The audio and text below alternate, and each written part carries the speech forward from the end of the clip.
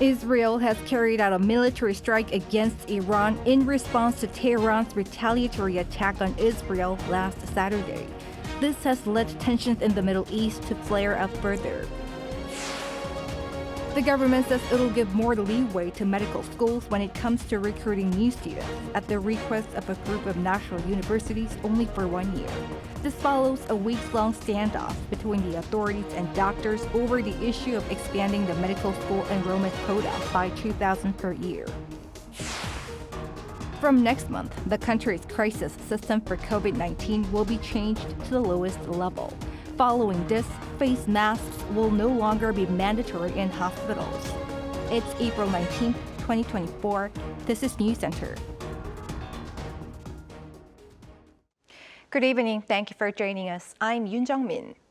We start with tensions further flaring up in the Middle East. Israel has reportedly carried out a strike on Iran in response to Tehran's retaliatory attack on Israel this past weekend.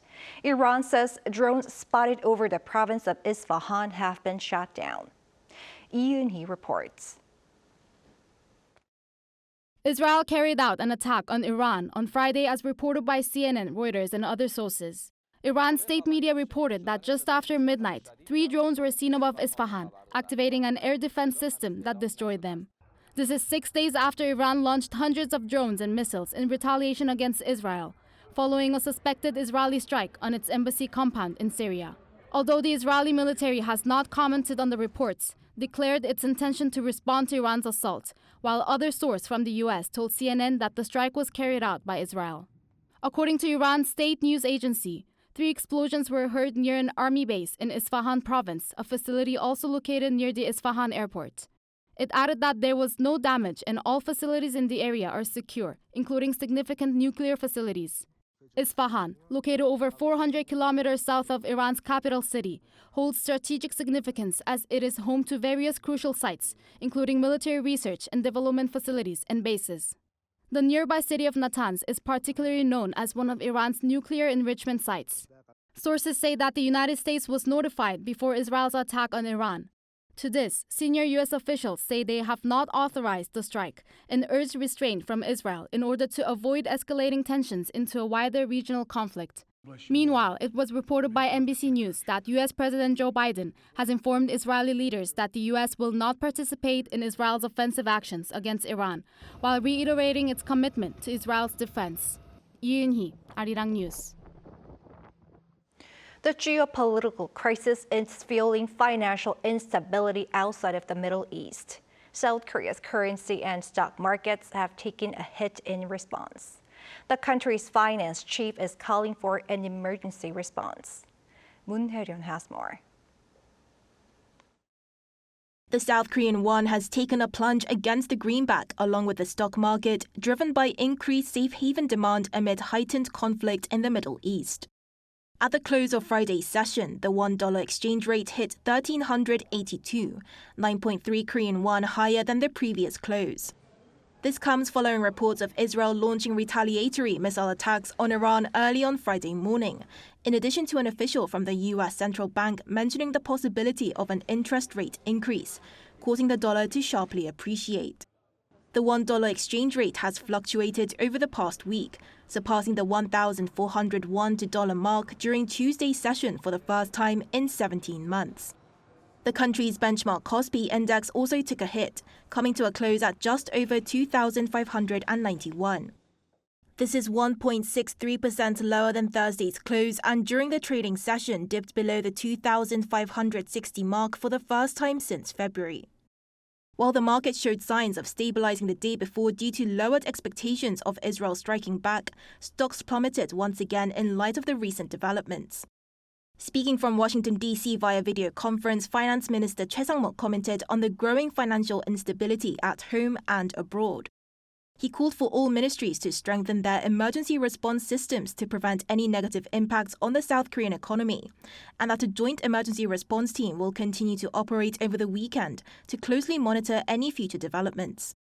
While there have yet to be any disruptions to energy, export and import, supply chain or shipping sectors, he instructed that the emergency response team needs to prepare in real time for situations as they unfold. Meanwhile, oil prices have seen a rise back into the $90 per barrel range over growing concerns over market supply in the Middle East. 문혜련, Arirang News. At the United Nations Security Council, a resolution to allow Palestine's full membership of the UN was yet again blocked by a U.S. veto. Park Go-nu tells us more. The United States vetoed a resolution put before the United Nations Security Council on Thursday local time that advocated full UN membership status for Palestine. The United States continues to strongly support a two-state solution. This vote does not reflect opposition to Palestinian statehood, but instead is an acknowledgement that it will only come from direct negotiations between the parties. The U.S. State Department also said earlier Thursday that there was no unanimity as to whether Palestine met the criteria for membership as a state in the UN.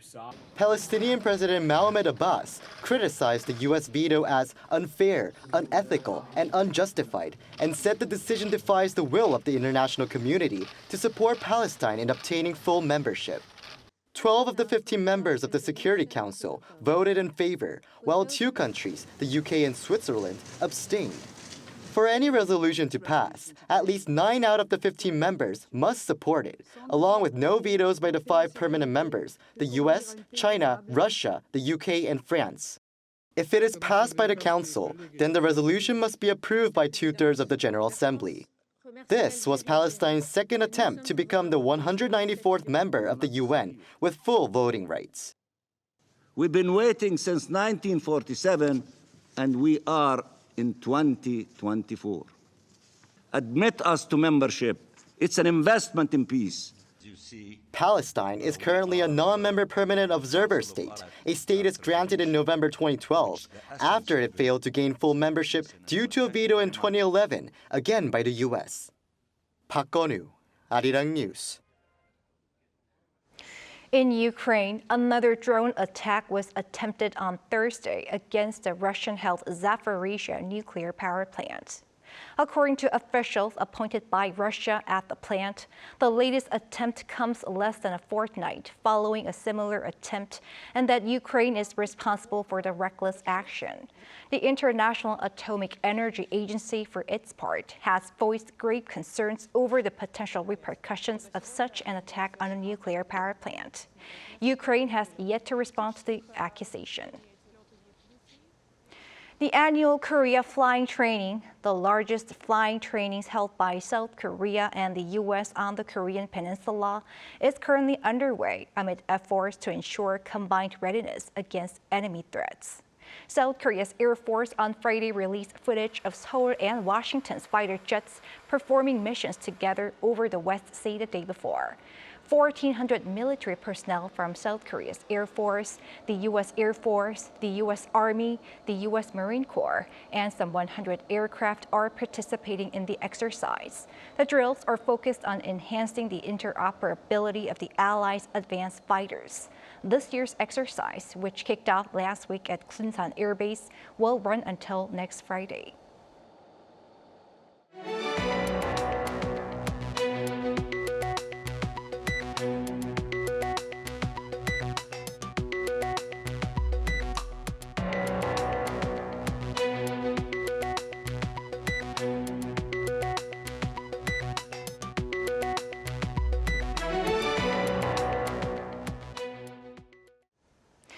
To the latest in the medical school enrollment quota dispute. The government has decided to allow flexibility when it comes to recruiting new medical students for next year's admission slots, taking on board feedback from the heads of 6 public universities.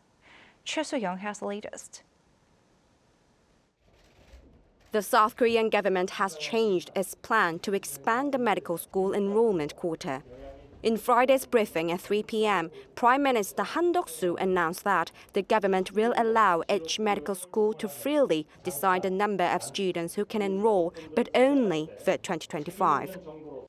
Considering each university's educational circumstances, this year, out of the 32 universities with expanded medical school quotas, they can independently recruit new medical students only in 2025, within a range from over 50% to 100% of the increased places. But it maintains the overall number of 2,000. Also, the universities that decide to reduce the number of new students for next year need to increase the number of places for 2026. Prime Minister Han also mentioned that the government has agreed with the suggestions given by the presidents of 6 national universities. On Thursday, the presidents of Gyeongbuk, Gyeongsang, Chungnam, Chungbuk, Gangwon and Jeju national universities proposed that each university should be able to freely determine the number of medical school students in 2025. They stated that for over 2 months, nearly 10,000 medical students have taken leaves of absence against the government's expansion plan, worrying about a decline in education quality. They emphasized that getting students back to class and normalization in the medical field are becoming urgent. However, some medical school officials from private universities said it would not help solve the fundamental issues. They added that they would await a deep dialogue through the government-proposed social consultation to address the remaining challenges. The presidential office said a task force could be launched as early as next week. It will have around 20 members, including health ministry officials, doctors' groups, nurses, pharmacists, and patients. Each university has to announce its official admissions guide, including the number of new students by May after approval from the Korean Council for University Education. Choi Soo-hyung, Arirang News. South Korea is set to shift its categorization of COVID-19 to endemic level, more than 4 years since the outbreak of the disease. Starting May 1st, the government will lower its crisis level to the lowest of its 4-tier system, and accordingly, some of the remaining mandatory safety measures will be lifted. Kim Bo-kyung has the details. From alert to the lowest level of attention. Starting May 1st, South Korea will fully shift its COVID-19 status to endemic, lowering the disease in its 4-level crisis system from the second highest to the lowest. This decision comes more than 4 years after the first COVID-19 infection was identified on January 20th, 2020. The health authorities cited the country's stable situation with a low fertility rate and none of the particularly dangerous variants being detected as the reasons behind the decision. COVID-19 is safely being managed. After we listened to experts' advice twice, last January and April, most of them agreed on the possibility of lowering the crisis level.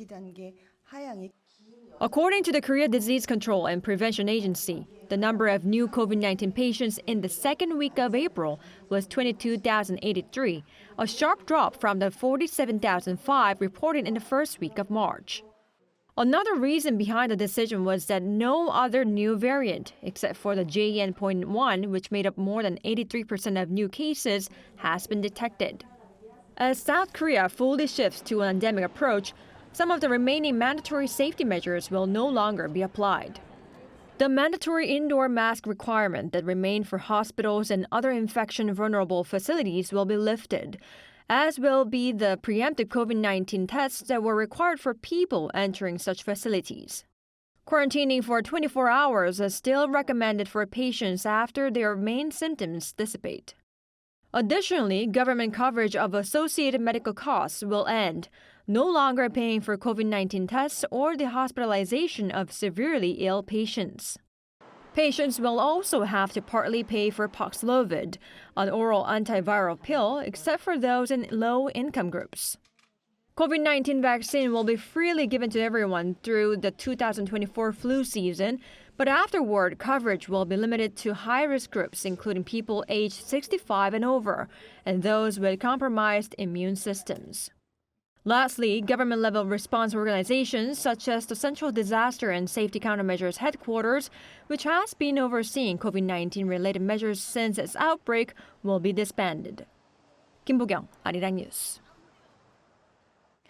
President Yoon Suk-yeol has offered to meet with the leader of the main opposition party, Lee Jae-myung, next week, and frequently in the future to discuss state affairs.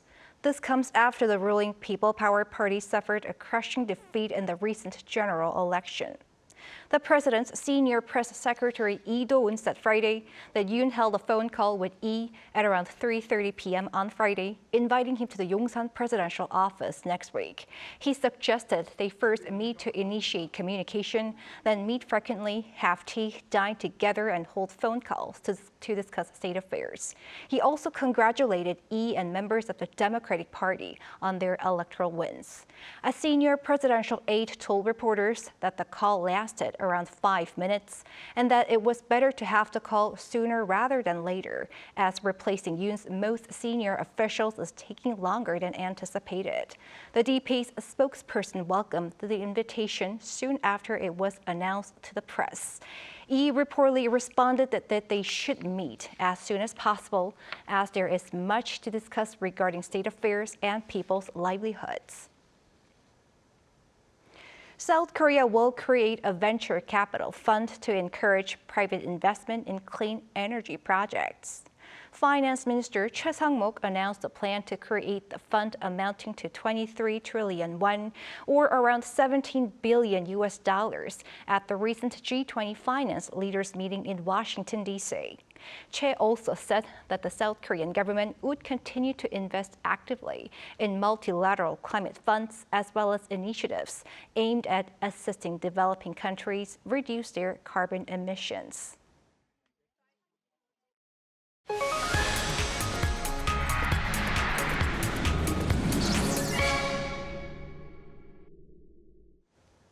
Time now for our weekly arts and culture segment. We have our culture correspondent Song Yoo-jin in the studio.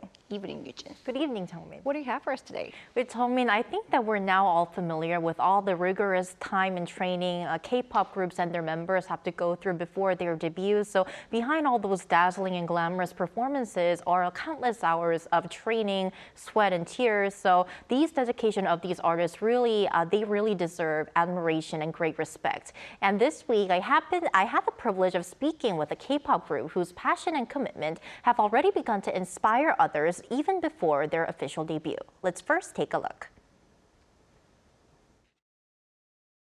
어텐션, 매일 오션입니다. 잘 부탁드립니다. The name Big Ocean reflects their desire to spread hope and positivity like the feeling you get when gazing at the ocean. All three members, Ji-seok, Hyunjin, and Chanyeon, have hearing impairments. Ji-seok was born with a disability, while Hyunjin and Chanyeon experienced partial hearing loss at a young age. They can hear with the help of hearing aids and cochlear implants, but singing and dancing require a whole new level of perseverance and dedication.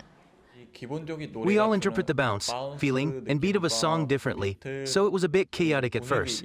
Trying to harmonize with each other was challenging, but we worked hard to find a way to blend our differences together. Since I have difficulty hearing, learning a new song from scratch is tough, so I keep listening to it repeatedly to become more familiar with it. Even then, it can be a struggle to grasp the beat correctly and match the tone and volume of the other members. In those cases, our staff helps out. After a year and a half of training, they're debuting with their single Light, a remake of first-generation K-pop boy group H.O.T's song of the same title. Their disabilities don't hinder their performances thanks to cutting-edge technology like light and vibrating metronomes. With these, mastering K-pop synchronized sophisticated dance moves is not a problem. We first converted the sound into a beat vibration through the smartwatch, and also we synced it to the flashing light so that they can see the screen and feel the music with the flashing lights. In this way, they were able to feel the music more clearly, and they later tried to come up with some grooves and bounces too. What sets Big Ocean apart isn't just their historical debut as the first K-pop group where all members have hearing impairments. They're also inspiring change. Even with cochlear implant surgery, keeping up with the rhythm and hitting the right pitch is challenging. I think Big Ocean's incredible efforts will prove that disabilities don't confine the realm of arts, especially singing. That's exactly what Big Ocean hopes to do. Show that music is for everyone and passion knows no limits. 저희 비고전 그룹 앞으로 활동을 통해서 많은 사실 이제 청각 장애뿐만 아니라 다른 장애를 가지고 있는 많은 분들이 계시잖아요. 용기를 좀 더 내서 본인이 하고 싶은 일을 또 하셨으면 좋겠고. 네, 고생하셨습니다. 감사합니다. Eugene, some of our viewers would be curious, so when exactly is Big Ocean's debut?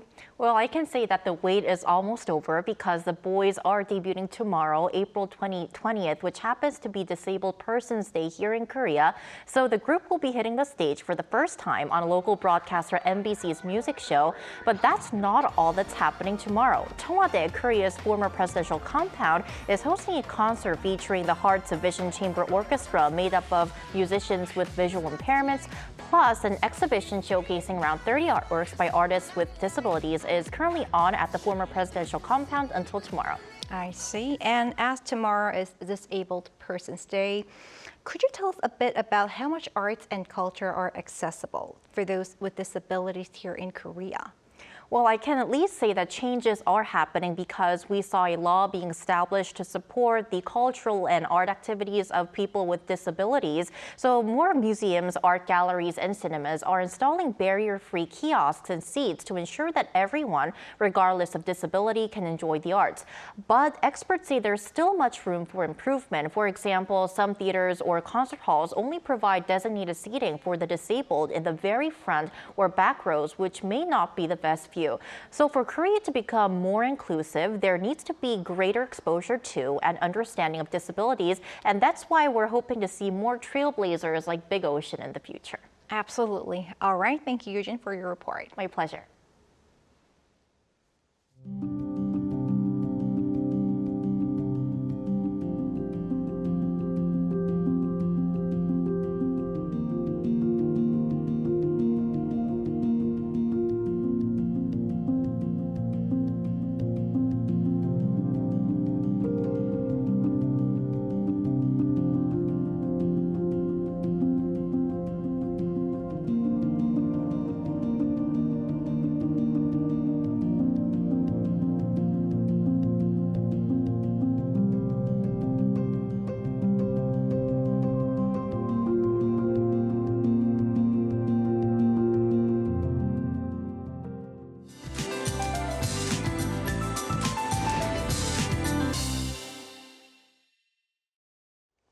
Fortunately, central regions such as Seoul have finally recovered to normal air quality levels after 4 days of low quality.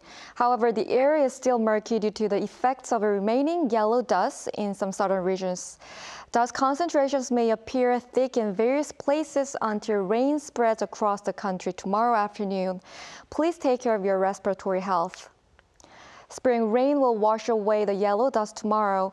Starting with the coast of Jeollanam-do province and Jeju Island in the morning, rain will expand across the country in the afternoon. This rain will relieve the yellow dust and ease the early summer-like heat. Most of the rain is expected to die down by dawn on Sunday. There's a warm morning in store for tomorrow. Seoul and Daejeon 14 degrees Celsius. Daytime temperatures will move up to 20 in Seoul and Chuncheon. Daejeon, Daegu, and Busan 18 degrees Celsius. After the rain, temperatures will be a bit lower than this week. That's all for Korea. Here are the weather conditions around the world.